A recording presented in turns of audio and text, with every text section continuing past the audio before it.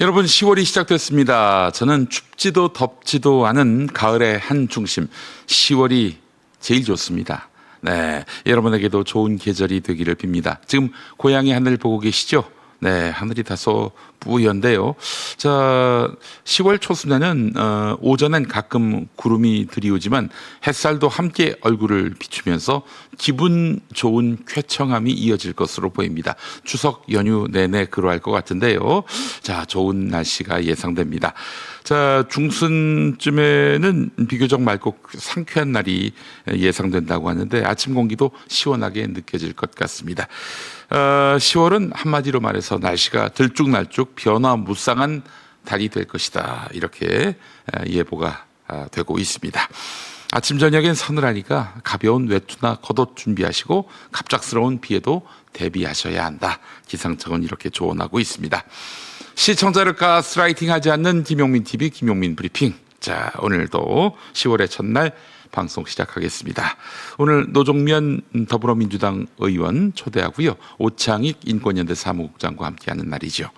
자, 아침 신문 어떤 이슈들 주목하고 있는지 하나하나 살펴보도록 하겠습니다. 먼저 한겨레부터 보겠습니다. 직위원 부장판사 룸살롱 접대 의혹을 둘러싼 논란부터 짚어보겠습니다.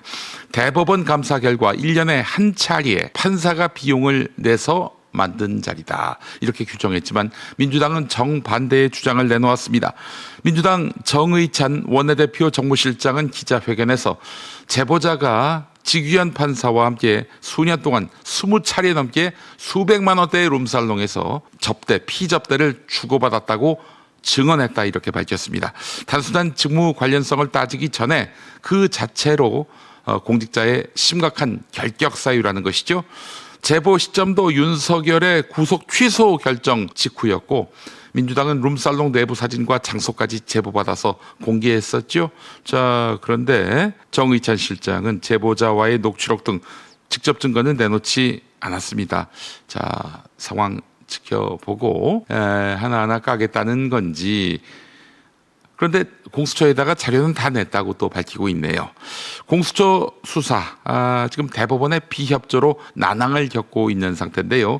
대법원은 제보자를 불러서 조사했다고만 밝혔습니다. 결국 핵심은 직위원 판사와 후배 법조인 사이의 관계가 단순한 친분이었는지 아니면 반복적이고 부적절한 접대였는지에 있겠지요.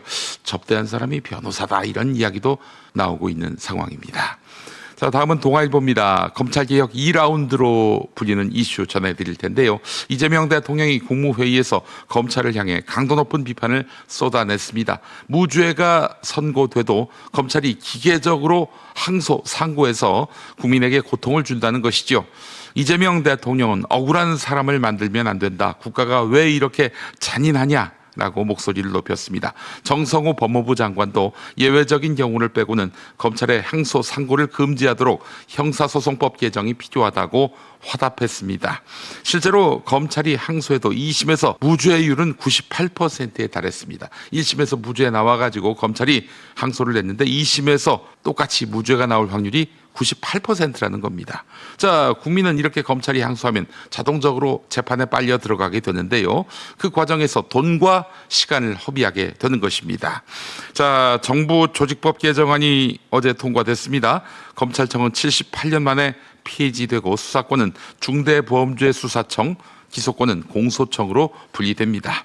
야당은 이재명 대통령 개인을 구하기 위해서 사법 시스템을 무너뜨린다라고 반발했는데 법조계에서는 상소 제한 필요성을 두고 의견이 엇갈리고 있다고 합니다.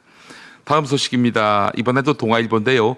국가 핵심 전산망을 관리하는 대전 국가정보자원관리원 화재 피해가 생각보다 심각합니다. 전체 644개 정부 서비스가 멈춘 가운데 일부는 최대 한 달치 데이터가 완전히 사라졌다고 합니다. 정부 공동 클라우드 시스템 G 드라이브가 손상되면서 모든 자료를 이곳에만 보관하던 인사혁신처는 공무원 인사 관련 자료 전부가 소실된 것으로 보고 있습니다. 아이고, 인사혁신처 큰일 났네요. 업무용 PC에는 보안을 이유로 파일 저장이 불가능해 사실상 복구가 쉽지 않은 상황입니다. 대통령도 국무회의에서 신규 데이터를 즉시 백업하지 않아 영구 소실된 것도 있지 않느냐라고 질책했고, 행정안전부 장관은 그렇게 보인다라고 답했습니다. 국가보훈부 역시 국립묘지 안장 신청의 9월 자료가 전부 사라졌다고 밝혔습니다. 통계청, 도서관리 시스템 등도 피해를 입어서 충격은 더 커질 전망입니다. 현재 복구율은 14.6%에 불과합니다. 데이터 주권을 지켜야 할 정부의 허술한 관리가 국민적 불안을 키우고 있습니다. 경향신문 보도 볼까요? 서울시의 한강버스 사업이 또다시 도마 위에 올랐습니다. 지난 18일 정식 운항을 시작했지만 불과 열흘 만에 멈춰선 배경에는 이미 시운전 단계에서부터 속도가 기준에 못 미쳤다는 사실이 드러났습니다. 국회 민주당 이병진 의원이 공개한 한국해양교통안전공단 성적서에 따르면 한강버스 8척의 평균 최고 속도는 시속 29km로 서울시가 약속했던 평균 31.5km에도 미달했습니다.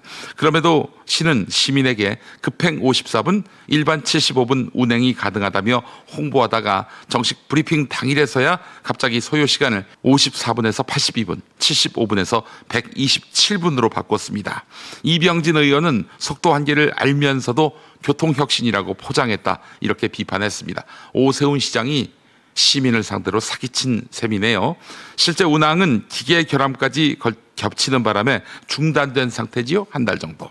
오세훈 시장은 사과하면서 10월 말까지 안정화하겠다, 이렇게 밝혔는데 졸속 추진 의혹과 안전성 논란은 쉽게 가라앉지 않을 전망입니다. 한겨레 기사 하나 더 보겠습니다. 더불어민주당이 법정 정년을 현행 60세에서 2029년부터 3년마다 1년씩 늘려 2041년 65세까지 단계적으로 연장하는 방안을 검토 중입니다. 국민연금 수령 시작 연령이 2033년 65세로 늦추어지는 만큼 정년과 연금 개시 사이에 소득 공백을 줄이려는 취지입니다. 다만 민주당 안은 노동계가 주장해온 2033년까지 65세보다 8년 늦습니다. 경영계는 인건비 부담을 이유로 재고용을 선호해왔기에 양측 모두 설득이 쉽지 않아 보입니다. 실제로 2029년 정년이 61세가 되더라도 연금은 64세부터 받을 수 있기 때문에 3년의 공백이 생깁니다. 이에 민주당은 정년 연장과 함께 재고용을 묶어서 추진하겠다는 구상을 내놓았는데요. 청년 고용 위축, 세대 간 갈등 등 사회적 파장은 불가피해 보입니다. 민주당은 논의를 촉진하기 위한 방안일 뿐 공식적인 대안은 아니다, 이러면서 신중한 태도를 보이고 있습니다. 야, 이 문제 어떻게 풀어갈까요? 저도 정년이 청년들보다는 훨씬 눈앞에 있기 때문에 남 얘기처럼 느껴지지 않습니다. 저 문제 어떻게 풀어낼지 산적한 과제가 한두 개가 아니네요. 네, 자, 오늘 아침 신문 주요 이슈 살펴봤습니다. TV뉴스는 어떤 이슈에 주목하고 있을지 TV뉴스 리뷰 함께 하시죠. 더불어민주당 주도로 국회를 통과한 정부조직법 개정안이 국무회의에서 의결됐습니다. 부처 조직 개편은 오늘 법률안 공포와 함께 곧바로 적용되는데 검찰청 폐지는 유예 기간을 둡니다. 정부 조직 개편안을 처리하며 이재명 대통령은 현재 검찰의 문제점을 지적했습니다. 이 대통령은 검찰이 형사처벌권을 남용해 국민들에게 고통을 줬다며 강도 높게 비판했습니다. 되도 않는 거 기소해가지고 무죄 받고 나면 면책하려고 항소하고 면책하려고 상고하고 그러면서 국민들한테 고통 주는 거 아니에요. 재판을 받다가 억울한 사람들이 전 재산을 날리고 인생을 망치기도 한다며 항소제도 개선을 지시했습니다. 하도급 지킴이를 비롯해 지금까지 복구된 정부 행정 시스템은 95개. 복구율은 아직 10%대입니다. 다만 이용자가 많은 1등급 시스템은 절반 이상인 전체 38개 중 20개가 복구됐습니다. 복구율이 크게 차이 나는 건 정부가 국민 불편을 고려해 1등급 시스템을 우선 복구하고 있기 때문입니다. 시스템 상당수가 한 곳에 몰려있던 영향도 큽니다. 국정자원 대전센터는 2층부터 5층까지 9개의 전산실이 있는데 불이 난 5층에 있는 전산실 3곳에 전체 시스템의 51%인 330개가 있었습니다. 2에서 4층에 위치한 시스템들은 재가동을 이어가고 7-1 전산실을 제외한 5층에 위치한 시스템들은 분진 제거 후 재가동이 이루어질 전망입니다. 전 세계 미군 기지에서 근무하는 장성들 전원을 본토로 불러들인 초유의 행사였지만 글로벌 안보 전략 같은 규모에 걸맞는 내용은 거의 없었습니다. 트럼프 대통령은 무려 70분을 연설하며 정치적 올바름으로 불리는 진보 좌파 이념을 비난했고 대신 능력주의를 강조하며 싸워서 이기는 기계가 되어야 한다고 말했습니다. We will not be politically correct when it comes to defending American freedom, and we will be a fighting and winning machine. We want to fight, we want to win.